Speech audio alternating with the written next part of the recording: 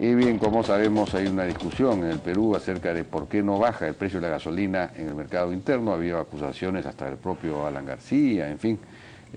Cuando el precio en el mercado internacional viene bajando 25, 30% en los últimos 2 meses y medio, más o menos, ¿no? Estamos con César Gutiérrez, es presidente de Petroperú, para hablar de este tema. César, ¿cómo estás? Buenas noches. Buenas noches, Jaime, ¿cómo estás? Bueno, ¿cuál es?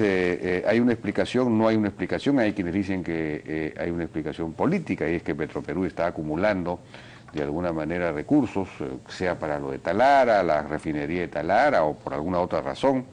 En fin, ¿qué está pasando? Lo peor es que ni está acumulando recursos.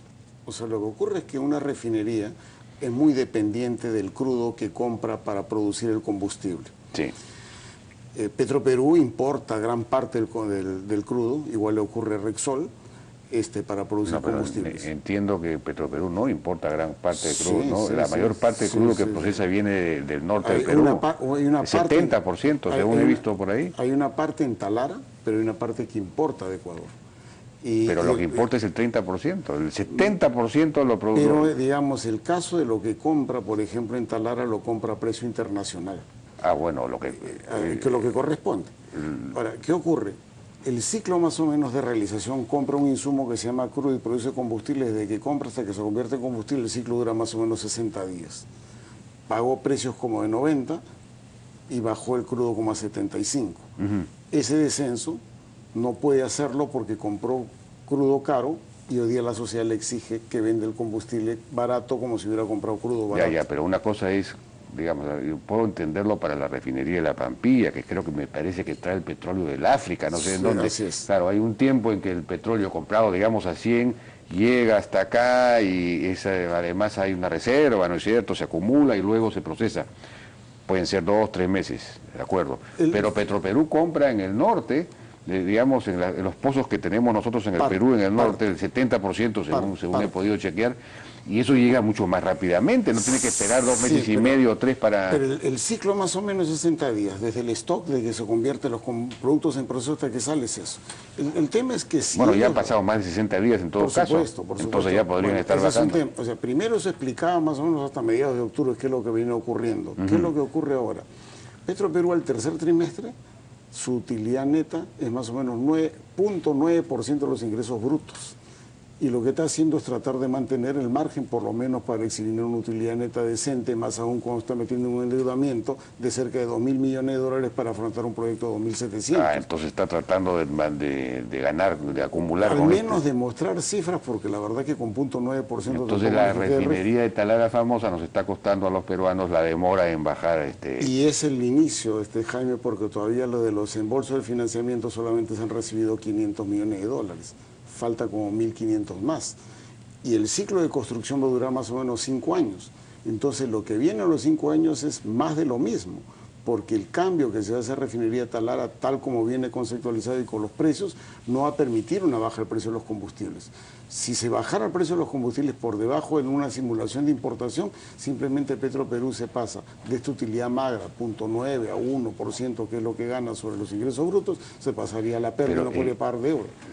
Es que eso es una cosa increíble, es decir, una reducción del precio de los combustibles dentro del Perú en 20 o 30%, que es la reducción que se está produciendo a nivel mundial, significaría una inyección que nos permitiría relanzar la economía, salir de la desaceleración, pero por hacer la refinería de Talara no podemos hacer esto. Que es lo que yo siempre me he preguntado después que las cifras subieron astronómicamente de 1.300 a 3.500 millones, que es lo que va a costar la refinería de Talara, la inversión. Yo me preguntaba, ¿para qué importar? Pero decían que si podemos importar combustibles que me resultaría hoy día como 15 a 20% más barato. Sí, pues ¿qué sentido tiene hacer este Entonces, monumento? La decisión ha sido netamente de carácter político.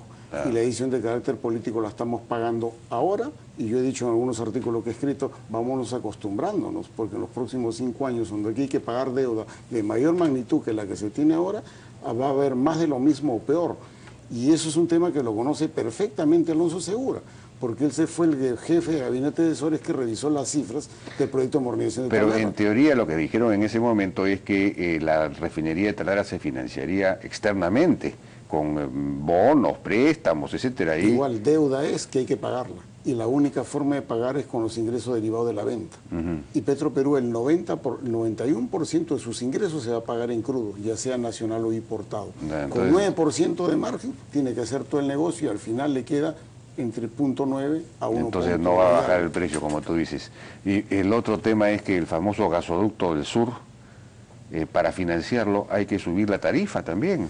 Entonces resulta que podríamos terminar subiendo la tarifa en 10 o 15%, la tarifa eléctrica. No necesariamente así. Lo que ocurre es que el esquema lo que permitía es subir gradualmente. Y más o menos lo que se estima hasta el ingreso de operación podría subir más o menos 1.5 a 2 porque se ha puesto un límite del alza antes del inicio de la puesta en operación comercial. Ahora, es necesario... 1.2 al año. 1.5% al año. Entonces podemos terminar en 5 o 6 años con un aumento del 10-15%. Claro, lo que pasa es que todo depende que se lance la central térmica de Quillabamba. Si la central térmica de Quillabamba se lanza en digamos, para ponerse en operación un par de años, esto de acá no va a ser un acumulado.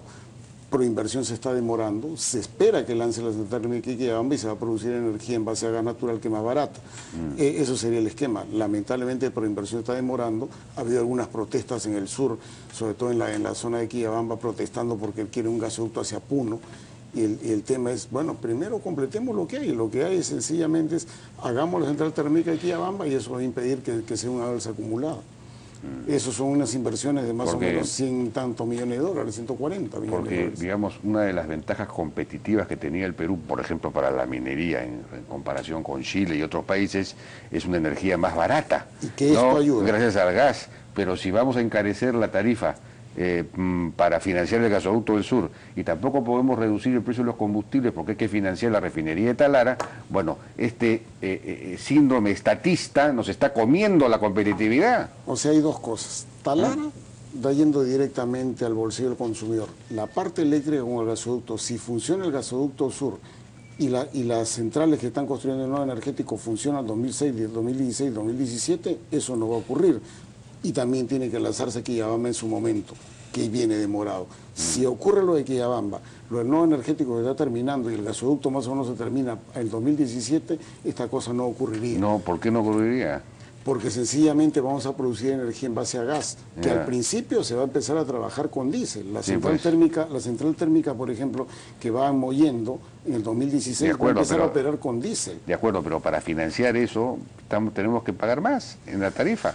Lamentablemente es la única forma de tener un gasoducto. A eso me refiero con que vamos a perder la competitividad que teníamos en este... De repente transitoriamente, pero en el largo plazo por el tema del gasoducto no. El tema del gasoducto, al igual que el gasoducto de Camisea, originó un alza inicialmente y luego vio un descenso respecto al combustible que se utilizaba. Entonces aquí sí hay un horizonte de corto plazo, ya vemos 3 o 4 años en los cuales la cosa podría ser alto y luego podría bajar los precios. No es el caso de Talara. El caso de Talara va a haber una etapa de constructiva de 5 años que no puedo cambiar el precio. Y cuando venga a pagar la deuda, que son 10 años más, la cosa va a continuar igual. Entonces, por eso yo decía que son dos sistemas diferentes. No puede ser, pues, es decir, el Perú, si pudiéramos bajar el precio de la gasolina, los combustibles en 30%, como está ocurriendo en el mercado mundial, reactivaríamos la economía. Y la única forma, Jaime, de eso es importar. Y yo siempre me he preguntado, después que salieron las cifras, ¿por qué no importamos mejor si ya estamos importando todo el diésel que se utiliza en Lima? Y de repente hubiéramos ido solamente a Talara en un esquema de reducir la cantidad de azufre, que hubiera sido una inversión mucho menor. De acuerdo. Totalmente. Eso es lo que hubiera ocurrido. Lamentablemente, la decisión fue de carácter política. Hay una gran promesa de 15.000 puestos de trabajo en Talara, que ojalá se cumpla. Financiada por todos los peruanos. Bien, César Gutiérrez, muchas gracias. Gracias, gente. Vamos a una pausa, regresamos ahora con vicealmirante Jorge Moscoso Flores, director de Capitanías y Guardacostas de la Marina, para ver el tema de estos 2 marinos que han sido acusados de traficar con el combustible de las embarcaciones de la Marina en Hilo. Regresamos.